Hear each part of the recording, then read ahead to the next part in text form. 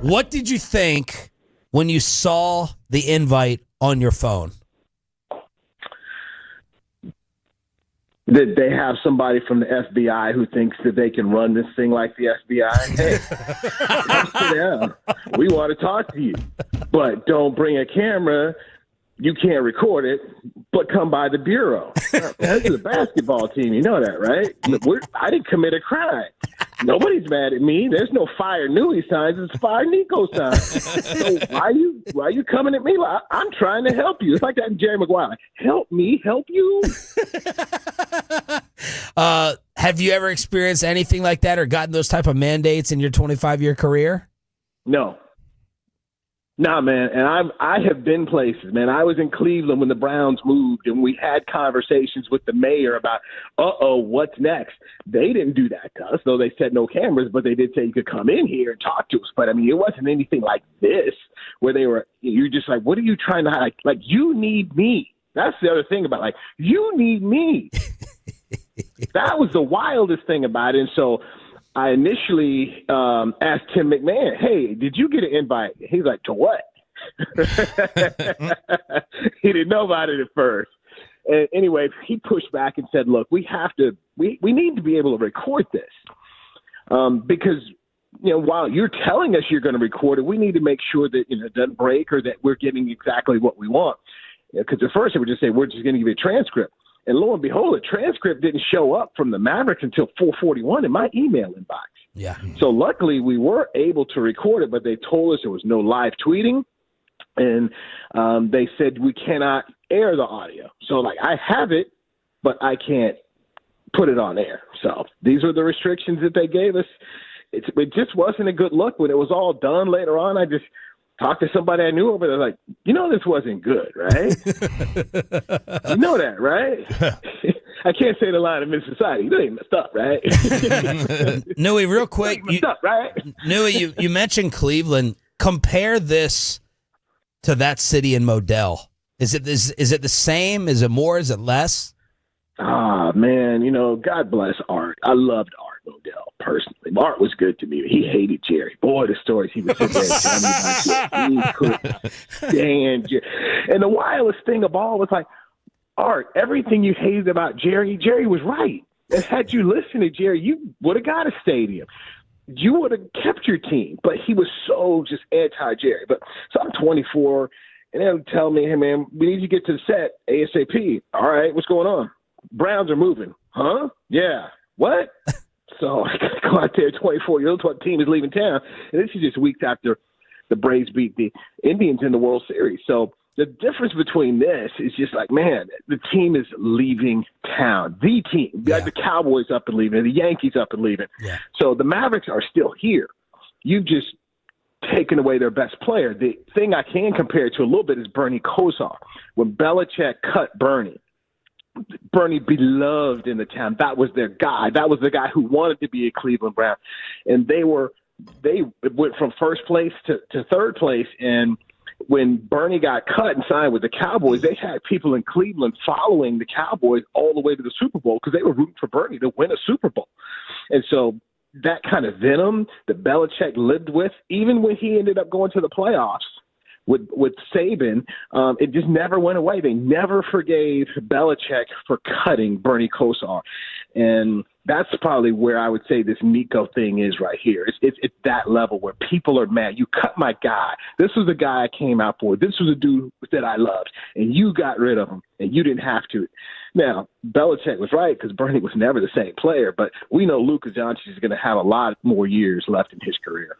Newy, did they come across in the meeting as more detached from reality of where and how they're viewed, or more carefree, they don't care how they're viewed by the public? I don't want to say they don't care. I think Rick cares. I think Nico cares. He just believes in his philosophy.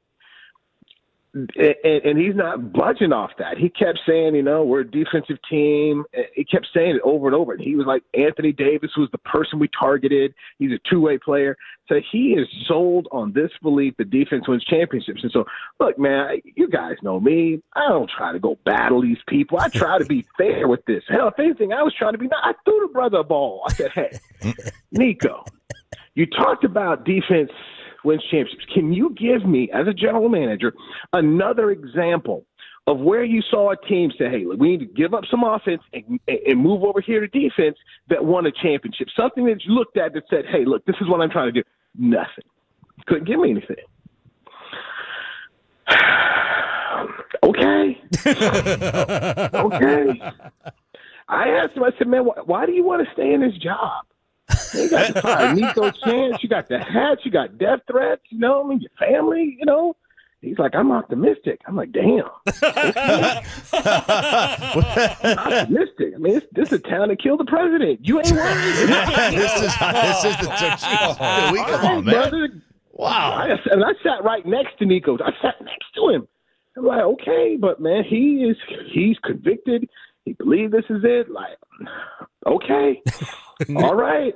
Newy, where's the you mentioned how much you thought this was a flubbed opportunity yesterday, that it wasn't something good, and the PR's been really bad for 2 months now in terms of the fallout from it. Where do you think that messaging is coming from? Is this a Nico-led, this is our front, this is what we're going to look like? Or do you think this is the advice they're getting from their communications department? I don't know. I honestly, I don't know, man. Rick Welts, I thought, they brought Rick Welts out to try and help. There were just times when Rick Welts was talking, I'm like, dude, you're not helping. If anything, you talk about, hey, man, I've been a part of 3 teams where we traded the best player, and then the best players you bring out are Lenny Wilkins, Stephon Marbury, and Eric Kim with Monte. Monte Ellis, like, stop. Stop. None of these 3 guys were at Luka Doncic's level. None of these 3 guys took you to the finals. Yeah.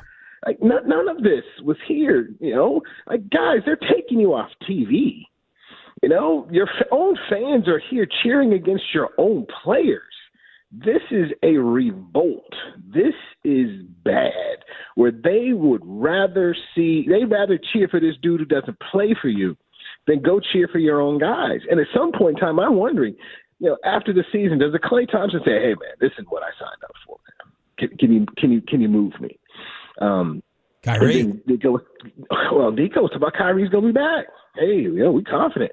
I'm like, so this is one that really, so Rick Welch is on us like, we're not talking enough about this stadium. You guys aren't talking enough about the stadium.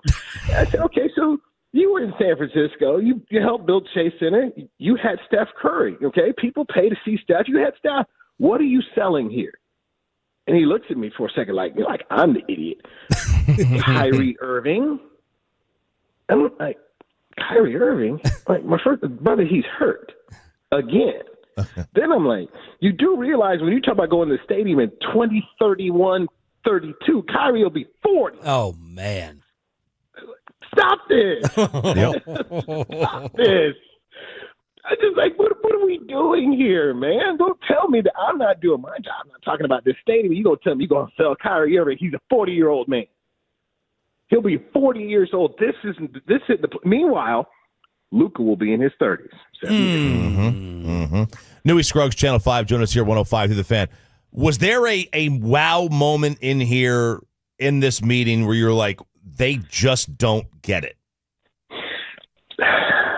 So Nico was to my left. I sat right next to Nico to my left. To my right was my old boy Tim McMahon. I had a good seat for this. So Timmy Mack, who's not been able to get a hold of Nico, asked a question about Casey Smith, the former trainer, who is world class at what he does. Been a part of Olympic teams, was integral in getting Tyson Chandler healthy to help the Mavericks win the 2011 championship and, help keep Dirk upright for many, many years. Nico let him go. So Tim starts going into that. And Nico, as he says, he's like, you know what? Nobody said anything about Casey 2 years ago. Nobody said anything when we went to the finals, and now you're bringing this up. He says, I think that's kind of a joke for you to do that. And in this book that I've been reading by Jefferson Fisher called The Next Conversation, How to Argue Less and Talk More, great book. He talks about how you've got to make sure you're in control. And his latest podcast talks about when you're arguing with someone, what not to say. And instead of him, Nico, going into the it's a joke, and then later on he kept getting, disagreeing with Tim, what he should have simply said was, I'm disappointed. To say, Tim, I'm disappointed you're bringing up Casey Smith. We went to the finals last year. Nobody had any issues with our training staff because we were in the finals. Yeah. So I'm disappointed you're trying to go there. Casey was a part of this organization for a long time. He's with the New York Knicks. He's really good at what he does. But we feel confident in the people that we have. Yeah. And so along the way, as Tim was saying things, the simple words could have been, I'm disappointed. Or, I don't accept that. I don't accept that premise because I know where our contracts are, where we can be in 2 to 3 years. I mean, it was just a classic case of he didn't get the proper training to be able to handle this, because you got to know people are going to be ready to fire. And Timmy Mack, we all know Timmy Mack. Timmy Mack ain't scared. Yeah. And then once he said the word joke, then I could look at Tim like, uh-oh. All right. Now he about to take the gloves off. And sure enough, man, then he took the mic, because there was a mic that we shared. He went and got another mic, and he was sitting up there with the mic in his hand like he was Dirk at the podium. And he just started firing off. And poor Julie Fine, he used to work with the Channel 5, now Bloomberg. Julie Fine just looking over there, oh my gosh. I'm like laughing like, this is Tim. And it was just like, oh, boy. And Nico was frustrated with Tim. And Tim didn't care at that point in time because he had questions he wanted answered. And, man, it was just bad to watch. And as I'm at the Ranger game, I can't tell you how many people were asking me about this. Did you get the invite? Did you? I mean, I had fans asking me. I had people who worked for the Rangers. One of the players was talking about in the clubhouse. Dude, this is bad. And people were all talking about it. And it was like, wow, the secret operation, what's going on here? And, then I called somebody who used to work at the PR department, like, what did I just go to? Do you know? And it's bad. I mean, man, it's tough because I've been here 25 years, man. I used to be a season ticket holder for years. I mean, I hate to see what this has become. This is rough, man. And it's like, damn, honey, I done blowed up the franchise, and I'm still blowing it up, and it just didn't inspire confidence in the team. And I have an idea what Nico wants to do from hey, I want to be this defensive team, but man, it's just hard to stomach because you did go to the finals last year. It'd be one thing if you were in last place and it wasn't going anywhere, but you got to the finals, and you didn't lose in the finals because your defense was bad. You lost games because you couldn't score several times down the stretch when you had an opportunity to win. Newy Scruggs from NBC5 joining us here on 105.3 The Fan. Newy, do you believe Nico when he says he intends to see through the end of the deal these next 3 years? Yes. Well, that's sad. What else is he going to do? This is his job. I would say to him like you did, like, are you going to watch when – I mean, it appears like you feel unsafe in the arena. Are you going to watch for the next 3 years in the tunnel? Do you want to walk around DFW fearing an egg bopping you upside the head? Like, I wouldn't want to go through that.